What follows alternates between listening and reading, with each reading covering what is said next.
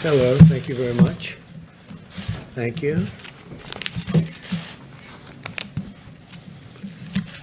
Today, Johnson & Johnson announced that their vaccine candidate has reached the final stage of clinical trials. This is record time.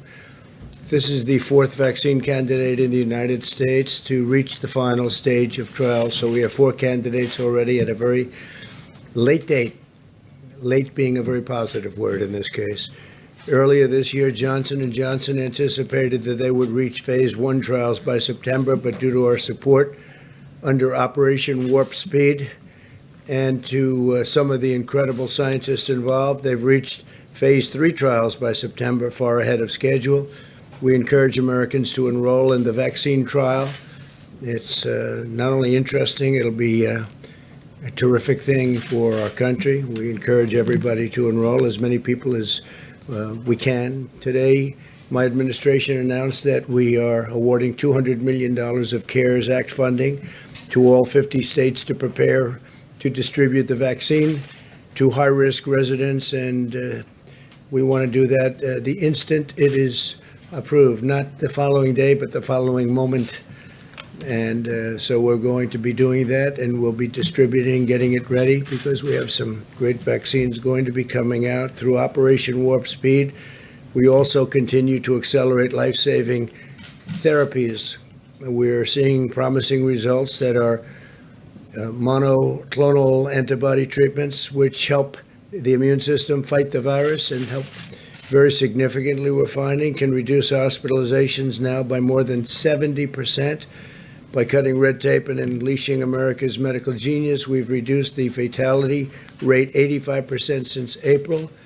For individuals under 50, they have a 99.98% rate of survival from the China virus. That's a number that's been really increasing substantially with time. As children go back to school, we're encouraged that early research shows only a small degree of spread.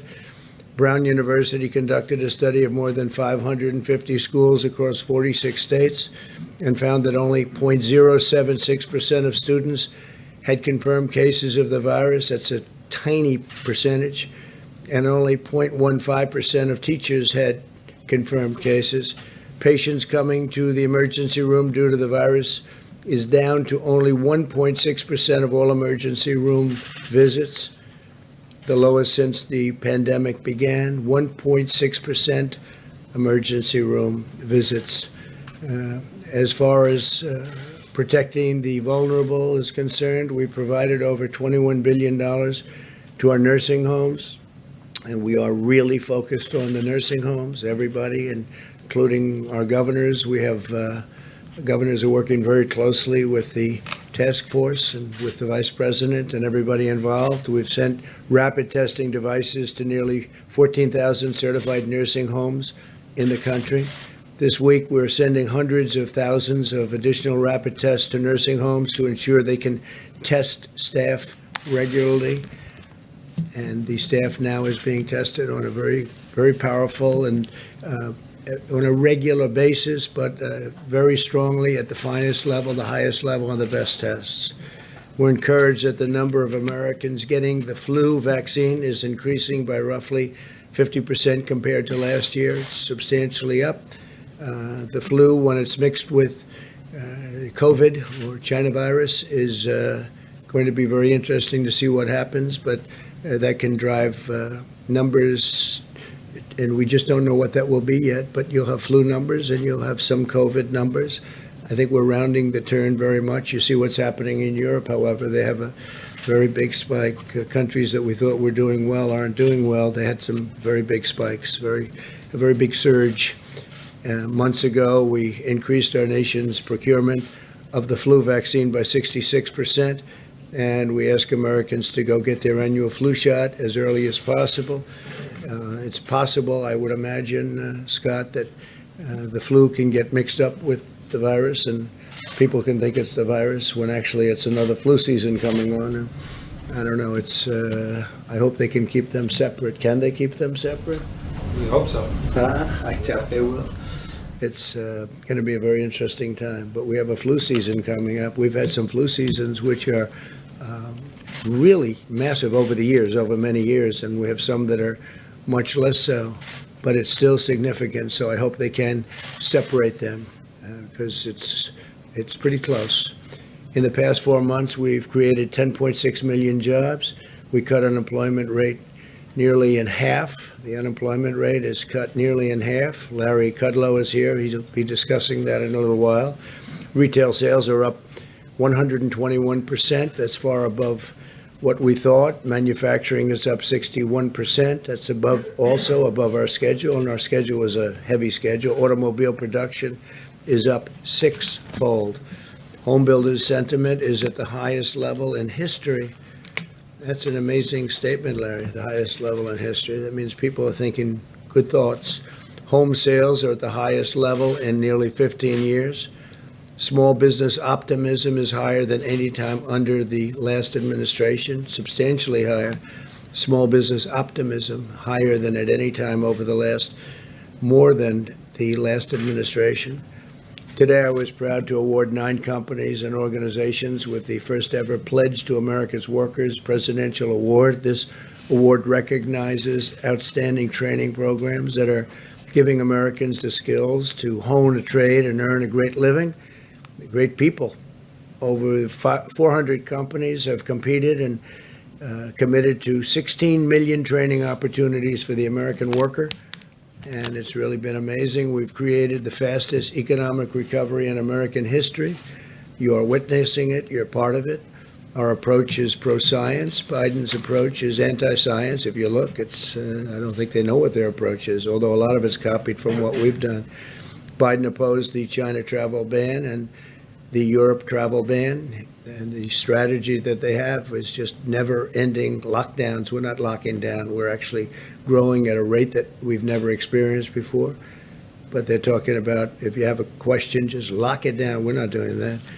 And you can't do that. Our plan will crush the virus. And actually, Biden's plan will crush America, if you think about it. You can't lock down.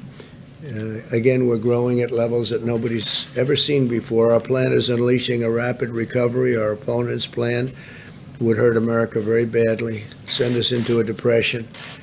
And with all of that being said, we are going to be having a very exciting Saturday at 5 o'clock in the Rose Garden, where I'll be putting forth my nominee for Supreme Court Justice. And I think it will be a great nominee, a brilliant nominee. As you know, it's a woman. We brought it down to 5 women. It's time for a woman to be chosen with everything that's happened and with Justice Ginsburg's passing. We are going to go sometime tomorrow morning, as I understand it, to pay our respects, and we'll be over there, and I guess they probably put that announcement out, but that'll be done tomorrow morning. The Vice President was there today, and so if you have any questions, we'll take a few questions. Yeah. Right here? Mr. President, real quickly, win, lose, or draw in this election, will you commit here today for a peaceful transferal of power after the election? There has been rioting in Louisville. There's been rioting in many cities across this country, red and your so-called red and blue states. Will you commit to making sure that there is a peaceful transferal of power after the election? Well, we're going to have to see what happens. You know that I've been complaining very strongly about the ballots, and the ballots are a disaster. I understand that, but people are rioting. Do you commit to making sure that there's a peaceful transferal of power? We want to get rid of the ballots, and you'll have we'll have a very peaceful. There won't be a transfer, frankly. There'll be a continuation. The ballots are out of control. You know it. And you know who knows it better than anybody else? The Democrats know it better than anybody else. Go ahead. Mr. President, the second question is, will you... Please, go ahead. Why won't you asked the question. Mr. President, do you go plan after the to Russians? meet Say it. Mr. President, do you plan to meet with Barbara Lagoa at the White House? I cannot hear you through your mask. I'm sorry. Do you plan to meet with Barbara Lagoa in Washington, and is she still on your short list? She is on my list. I don't have a meeting planned, but she is on my list. Do you have But I don't really talk about the meetings planned. I speak to people. I talk to people. but I don't have a meeting planned now. Do you have a response to the governor of Missouri testing positive for coronavirus? I didn't know that, no. Yeah. Yeah, Mr. President, we asked you earlier today about the Breonna Taylor case. Yes. Could you comment now? I assume you've been briefed on the charges in the Well, I Breonna thought it Taylor was case. really brilliant. Kentucky Attorney General Daniel Cameron is doing a fantastic job. I think he's a star. And he made a statement that I'll just read. Justice is not often easy. It does not fit the mold of public opinion, and it does not conform to shifting standards. It answers only to the facts and to the law. If we simply act on emotion or outrage, there's no justice. Mob justice is not justice. Justice sought by violence is not justice. It just becomes revenge. I mean, I heard that. I said, write that down for me, please, because I think it was a terrific statement. He's handling it very well. You know who he is, right? I think you know. I think everyone now knows who he is. I will be speaking to the governor, and we have a call scheduled to make very shortly with the governor. I understand he's called up the National Guard, which is a good thing. I think it's a very positive thing, and it'll all work out. Can I just follow on your Supreme Court nominee? It's highly unlikely that any Democrats will vote for your nominee if and when it comes to a vote in the Well, Senate. we don't know that. Given Awfully good. Given the posture, A good candidate. I think that's a pretty safe assumption. But on that point, would you want to nominate someone who, in their confirmation to the appellate court, received broad bipartisan support, or would you be more inclined to put forward somebody whose confirmation fell along party lines? I can't tell you what's going to happen with the Democrats. I can say this, the person that I will be putting up, and I won't say that I've even chosen that person yet. I could say any one of the five. They're outstanding women. But the person I'll be putting up is highly qualified, totally brilliant, top of the line academic student, the highest credentials. All of them have that, but the highest credentials. And you'll see on Saturday who that is. I can't imagine why a Democrat wouldn't vote for this person. But you may be right. Mr. President. I'd bet on you. Mr. President. Probably bet on you. Yeah, please, go ahead. Thank you very much. No, not you. Right here. Thank you, Mr. Okay. President. Prince Harry and Meghan Markle chimed in on the U.S. election and essentially encouraged people to vote for Joe Biden. I want to get your reaction to that. I'm not a fan of hers. And I would say this, and she probably has heard that, but I wish a lot of luck to Harry, because he's going to need it. Yeah, please. Mr. President, the FDA is reportedly considering stricter guidelines for the emergency authorization of a COVID vaccine. Are you okay with that? Well, I tell you what, we're looking at that. That has to be approved by the White House. We may or may not approve it. That sounds like a political move, because when you have Pfizer, Johnson & Johnson, Moderna, these great companies coming up with the vaccines, and they've done testing and everything else, I'm saying, why would they have to be, adding great length to the process? We want to have people not get sick. The vaccine is very important. It's the final step. I believe it's going to be the final step. And no, we're looking at that, but I think that was a political move more than anything else. Follow up on that, sir. It's designed to improve trust in the vaccine. Do you think that's not needed? Well, I have tremendous trust in these massive companies that are so brilliantly organized in terms of what they've been doing with the tests. I mean, I don't know that a government as big as we are could do tests like this. We've made it possible for them to do the tests in rapid fashion. But when they come back and they say that we have something that works and absolutely works, and they're coming back with great numbers and statistics and tests and everything else that they have to come back with, I don't see any reason why it should be delayed further, because if they delay it a week or 2 weeks or 3 weeks, that's a lot of lives you're talking about. Scott, would you agree with that, or how do you feel about that?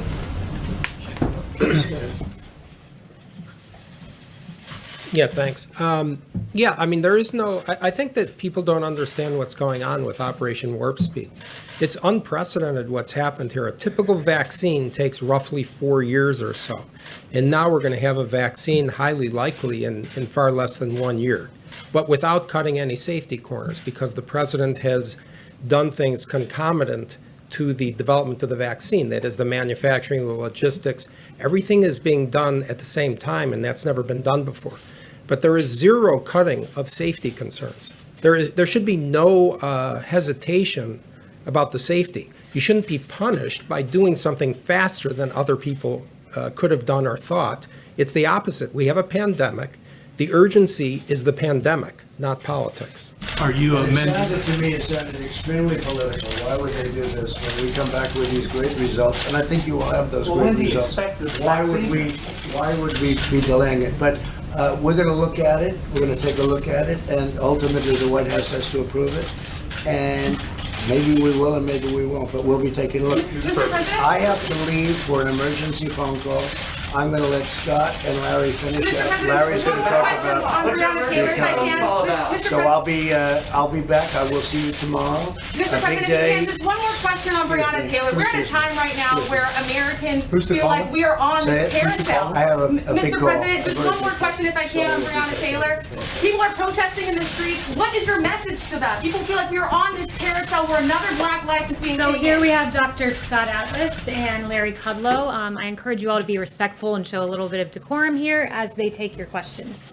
Dr. Atlas? Dr. Atlas? Go ahead. Can you clarify for us your views on the impact of the virus spreading in the community? There's been some reporting that maybe you favor or have talked about or looked at some sort of herd immunity strategy. You said to Fox in July that when younger, healthier people get the disease, they don't have a problem with the disease. Low-risk groups getting the infection is not a problem. In fact, it's a positive.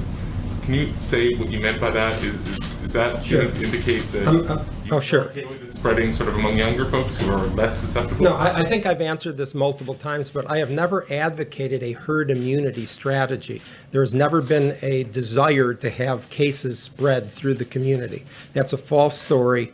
I've denied that multiple times, and I just don't, that false story doesn't seem to die, but that's the fact.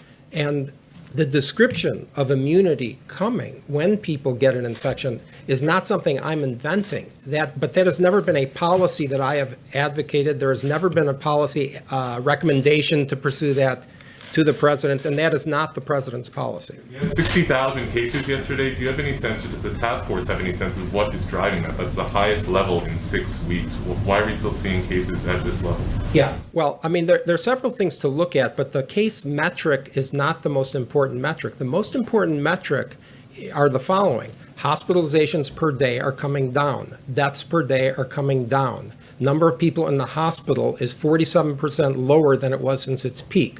The number of people sick with COVID illness coming to the emergency room is 1.6%, as the president said, the lowest number since the pandemic began.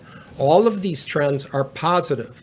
The cases per se are defined by tests. If I tested 1 million people, I would see more cases. The only thing that counts are the problems with the cases. So when we see that hospitalizations per day are coming down, people are not dying as much. These are all very positive trends, and that's exactly what we want to see. So when do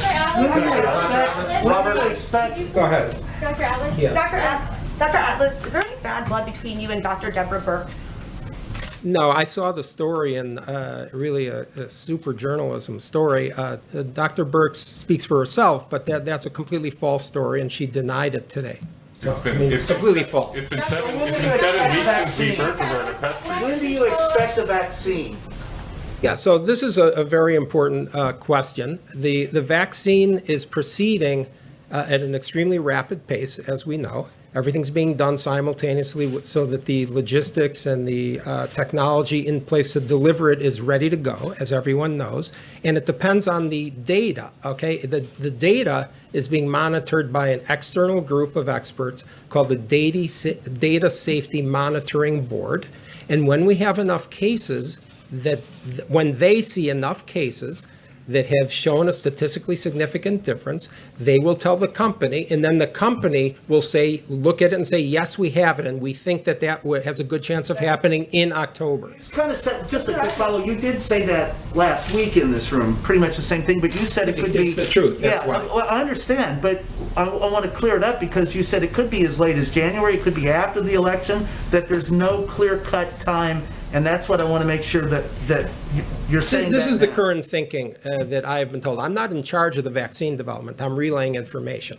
And what I've been told is exactly what I said, and there will be 100 million plus doses available by the end of this year. It is highly likely we will have a vaccine before the end of the year, and it is also likely that we will say the data is good, we have the vaccine, and then it will be submitted, of course, for approval and authorization sometime in October, but it depends on the data. No one can really say with certainty when it's coming. That's just impossible.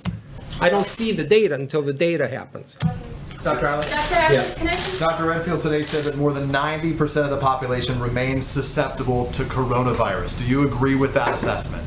Yeah, I think that Dr. Redfield misstated something there. And So you misstated last time and I'm going to today. answer your question if you let me finish. The data on susceptible that he was talking about was his surveillance data that showed that roughly 9% of the country has antibodies. But when you look at the CDC data state by state, much of that data is old. Some of it goes back to March or April before many of these states had the cases. That's point number one. Point number two is that the immunity to the infection is not solely determined by the percent of people who have antibodies. If you look at the research, and there's been about 24 papers at least on the immunity from T cells, that's a different type of immunity than antibodies. And without being boring, the reality is that according to the papers from Sweden, Singapore, and elsewhere, there is cross immunity, highly likely from other infections, and there is also T cell immunity. And the combination of those makes the antibodies a small fraction of the people that have immunity. So the answer is no, it is not 90% of people that are susceptible to the infection. So I guess my question is, I'm not a doctor, I defer to your expertise on this and to his, but so Americans hear one thing from the CDC director and another thing from you. Who are we to believe?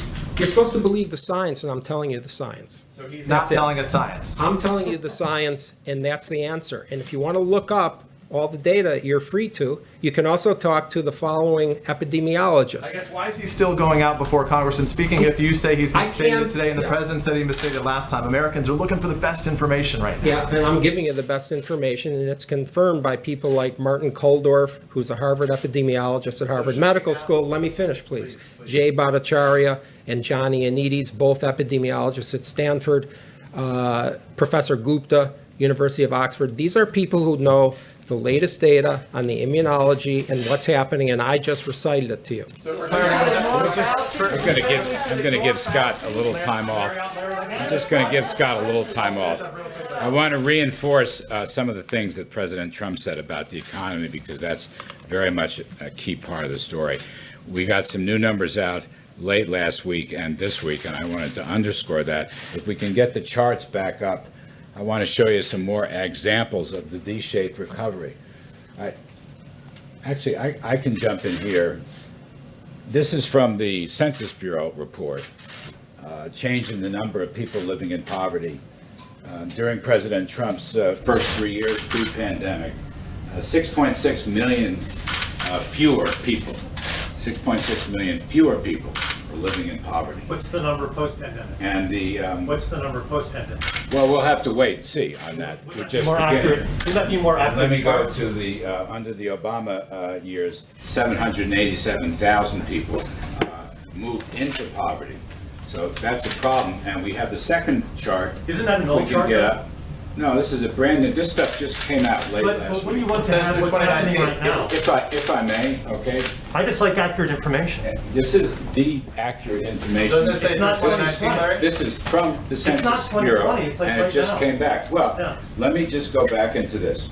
3 years in the President Trump's presidency, under his policies, real family income, this is probably the best measure of living standards there is, real median household income grew by over $6,000.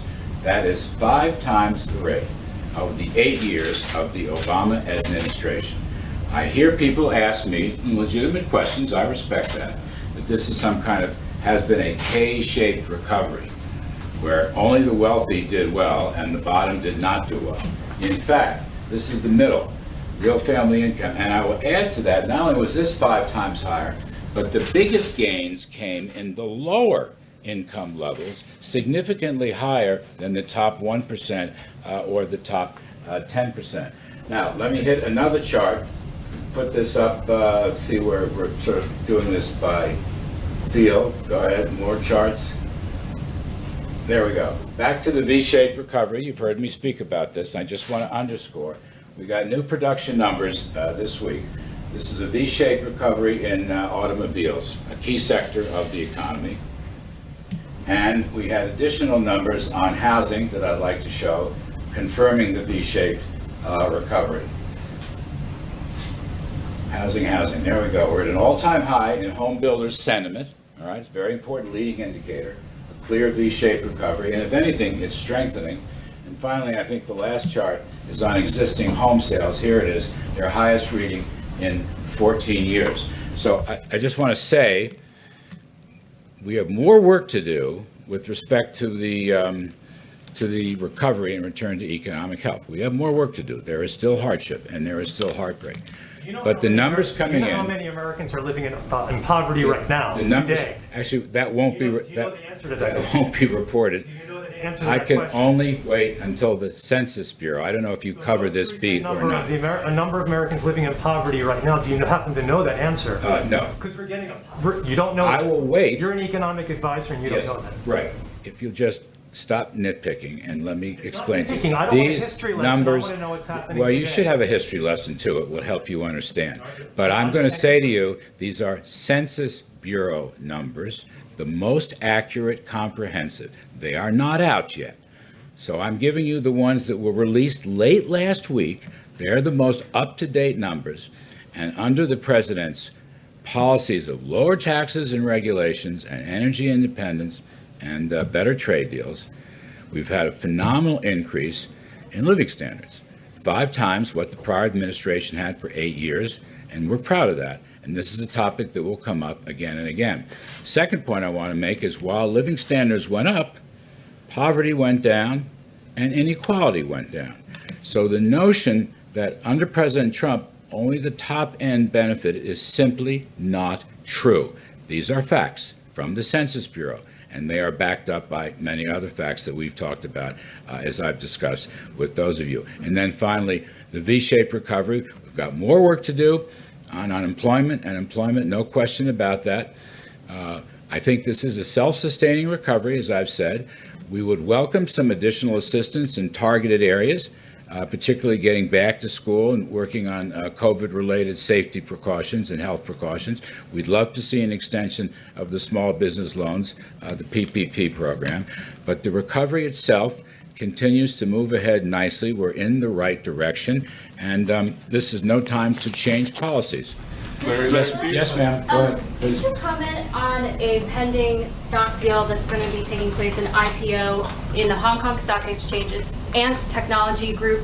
They could raise as much as $40 billion, potentially the largest IPO in history.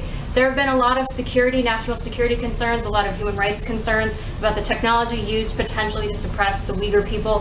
What is the administration's position on the Ant Technology Group IPO? I'm going to reserve comment on the deal itself, but I will add to your question.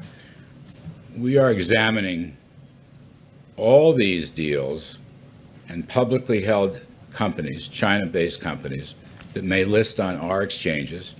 We are examining them with respect to transparency, possible fraudulent accounting. This comes from a financial working group report. And we've given them 1 year to shape up and get their books in order, including their backdrop books, their supporting papers, to prove to the Public Accounting Board and the SEC that they are safe for American investors. I'll withhold comment on that particular deal. Yes. Today in California, the governor issued an executive order designed to move the state to the point where there will be no gas-powered vehicles sold by 2035. What do you make of this move that's taking place in California? Do you expect it to spread around the country, and what are the economic ramifications? I don't expect it to spread. With respect to Governor Newsom, whom I know, it just seems like a very extreme position. I don't know how you get there. I'll have a look at the proposal if there's more detail, meat on the bones. I don't see this happening elsewhere. I don't think we should be taking any steps to get rid of fossil fuels, for example. And by the way, there should be consumer choice for all automobiles, and that includes electric automobiles. But I'd have to look at the governor's proposal. It just sounds very extreme to me. I don't know how you do it. Yes. Larry, do you think that the fight now over the Supreme Court nominee is going to have a major impact on the possibility to get PPP extended? And what impact will that have on the economy if, for example, aid for airlines does not get extended in October? You know, it doesn't have to interfere. I mean, you can walk and chew gum at the same time. They operate on different lanes legislatively. So I guess that's my take. We would like very much to help the airlines. We've told them that. You can't run a healthy economy without the airline channel. And we'll see what has to be done there with respect to possible legislation or even possibly with respect to executive administrative action. We will take a look on that. Again, you've heard me say, I don't think this recovery right now is dependent on an additional assistance package. But there are a number of targeted areas in that package, including airlines, most particularly small business loans and getting back to school, that I think would be a big help. And I just don't see, if you can have agreement on 4, 5, or 6 measures, which is what's been happening, even though you don't get the whole deal, why not do it? It'll help Americans move ahead in terms of the recovery. Last one. Yes. Do you think that we need another broad stimulus package, or do you think? Do I think there's what? Do you think the U.S. needs another broad stimulus package, or do you favor sort of a la carte type measures like on airlines, for instance? Yeah, I think I would say to you, sensible, efficient, targeted measures might be very helpful. I don't think we need another gigantic multi-trillion-dollar package. And as I say, you know, the latest numbers coming in are looking very good. The V-shaped recovery. I mean, the Atlanta Fed GDP Now model is showing over 30% growth in the third quarter. The blue chip forecasters are well over 20%. Our view has been 20% plus. We'll see. We'll get that number in due course. I'm just saying, let's be smart about some of these assistance measures. Thank you. Do anything more with that kneecap thing? Haley, has the president spoken to the family of Breonna Taylor? Is that a yes?